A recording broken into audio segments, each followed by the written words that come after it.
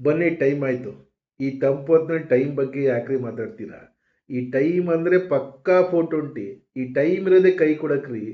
ನೋಡಿ, ನನಗೆ ನೀವು ಸಿಕ್ಕೇ ಸಿಗ್ತೀರಾ. ನನಗೂ ನಿಮಗೂ 1 ಡಜನ್ ಮಕ್ಕಳಾಗೋ ಟೈಮ್ ಬರುತ್ತೆ ಅಂದ್ಕೊಂಡೆ. ಆ ಟೈಮ್ ಬರಲೇ ಇಲ್ಲ.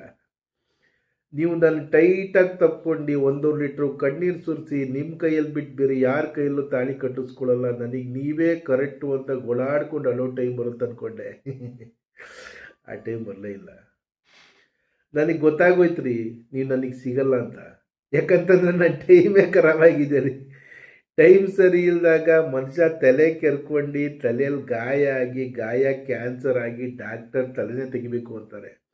ಅಂಥದ್ರಲ್ಲಿ ಈ ದಿಲ್, ಹೃದಯ, ಹಾರ್ಟ್ ಅಂತಾರಲ್ಲ, ಇದನ್ನ ಕೈ ಹಾಕಿ ಪರ ಪರ ಪರ ಪರ ಅಂತ ಕೆರ್ಕೊಂಡ್ಬಿಟ್ಟಿದ್ದೀನಿ ಕಣ್ರಿ. ನಮ್ಮ ಹೃದಯನೇ ಹಾಳಾಗೋಯ್ತು.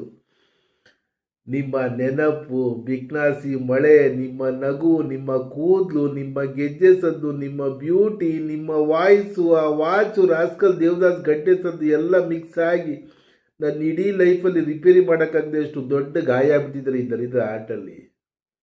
ಬಿಟ್ಕೊಟ್ಬಿಟ್ಟೆ ಕಣ್ರಿ, ನಿಮ್ಮನ್ನು ಬಿಟ್ಕೊಟ್ಬಿಟ್ಟೆ. ನಿಮ್ಮನ್ನು ಪಟಾಯಿಸಿ ಲೋಫರ್ ಹಸ್ಕೊಳಕ್ಕಿಂತ ನಿಮ್ಮ ದೃಷ್ಟಿಯಲ್ಲಿ ಕೊನೆವರೆಗೂ ನಾನೊಬ್ಬ ಡೀಸೆಂಟ್ ಹುಡುಗ ಅನ್ಸ್ಕೊಂಡ್ಬಿಟ್ರೆ ಅಷ್ಟೇ ಸಾಕು.